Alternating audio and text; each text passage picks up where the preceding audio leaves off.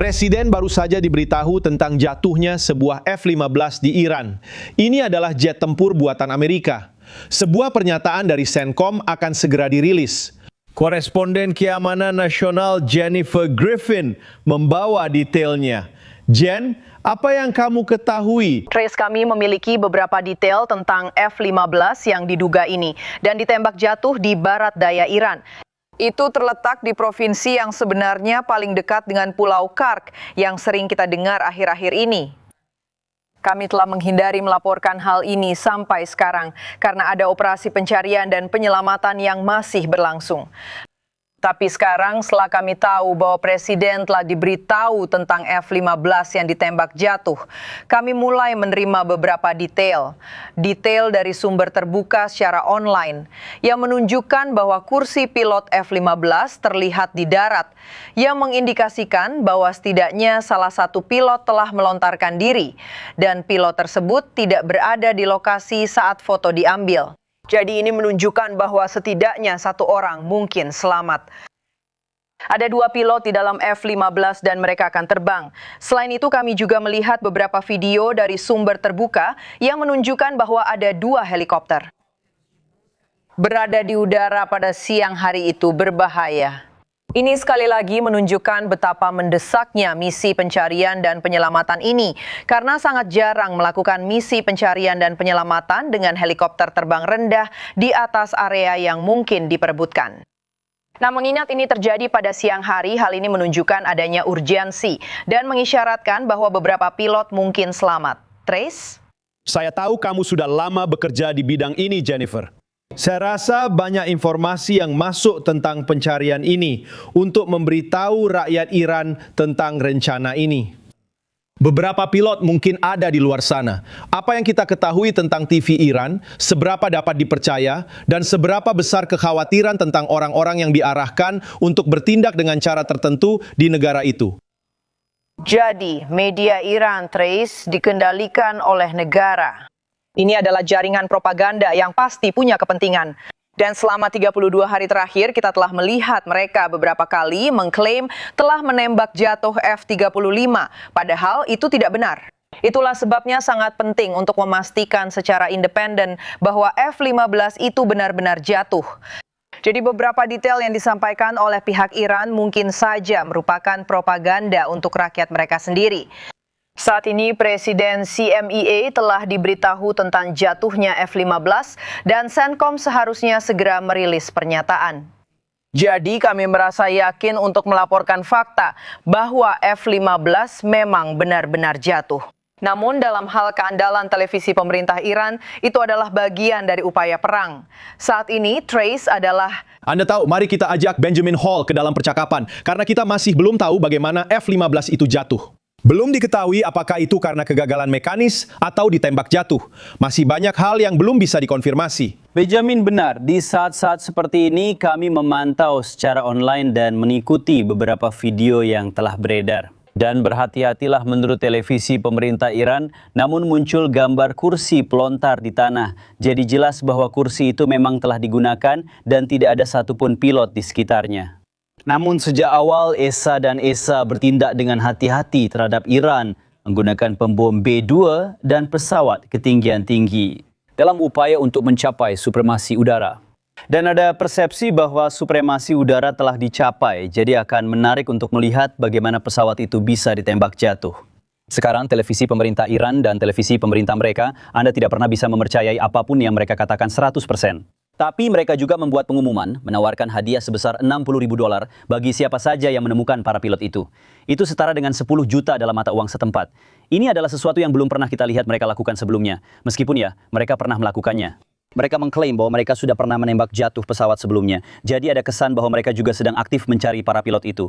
Oh, dan tentu saja itu adalah ketakutan yang banyak orang rasakan. Jika para pilot itu tertangkap, konflik ini akan berubah dalam banyak hal. Kita tidak tahu apa yang terjadi dengan mereka dan kita memantau situasinya dengan cermat.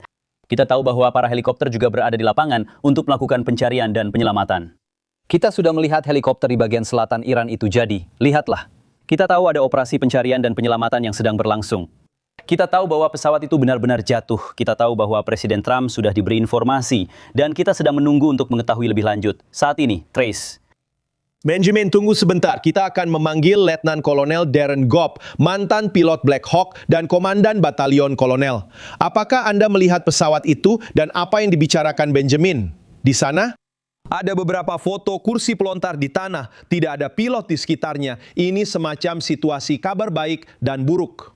Artinya, sepertinya pilotnya selamat setelah melontarkan diri, karena pilotnya tidak ada di sana. Kabar buruknya adalah media Iran memperingatkan masyarakat untuk mencari para pilot ini, menawarkan hadiah sebesar $60.000. Hal yang mengkhawatirkan adalah apa yang bisa terjadi jika mereka mendarat di daratan. Ya, benar sekali. Poin pertama yang ingin saya tekankan adalah fakta bahwa ketika sesuatu seperti ini terjadi, entah itu karena kegagalan mekanis atau ditembak jatuh karena lokasi, hal itu menjadi misi utama. Itulah fokus utamanya, terlepas dari apakah kita mengetahui situasinya atau tidak. Mereka akan terus mencoba mengkonfirmasi status para pilotanya sepanjang waktu, tapi itulah yang akan menjadi fokus sampai mereka mendapatkan semacam penyelesaian atas semua ini. Saya pernah terlibat dalam pencarian dan penyelamatan di medan tempur, dan saya juga merencanakan serta melaksanakan operasi pemulihan personel.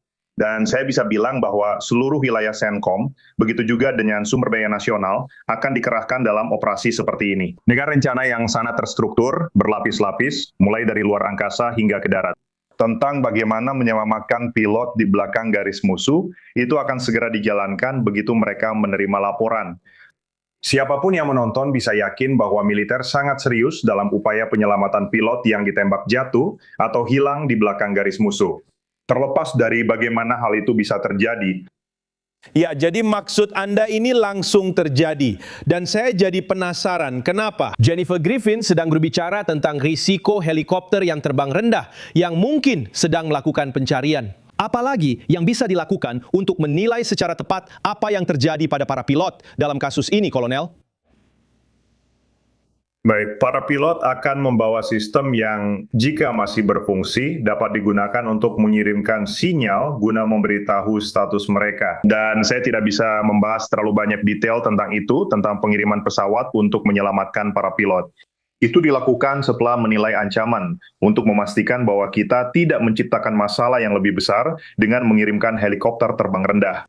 Pemberitahuan dan prosesnya dimulai saat itu juga. Pengiriman sumber daya penyelamatan untuk mengevakuasi pilot manapun bisa memakan waktu, tergantung pada apa yang mereka temukan tentang situasinya. Namun, ada beberapa sistem berbeda yang dapat mengamati area tersebut dan mendapatkan baik sinyal maupun intelijen visual. Untuk memastikan mereka melakukan yang terbaik agar tahu persis apa yang dilakukan para pilot. Dan seperti yang bisa Anda bayangkan, banyak dari hal ini bersifat terklasifikasi. Tentang bagaimana cara kerjanya. Ya, saya hanya bisa membayangkan, Kolonel. Sebentar, kami akan kembali bersama koresponden kami, Jennifer Griffin. Jen, apa lagi? Tracy, saya rasa penting untuk diingat bahwa di awal jam tadi kita sedang laporan intelijen terbaru menunjukkan bahwa hampir setengah dari persediaan besar rudal balistik Iran ternyata selamat.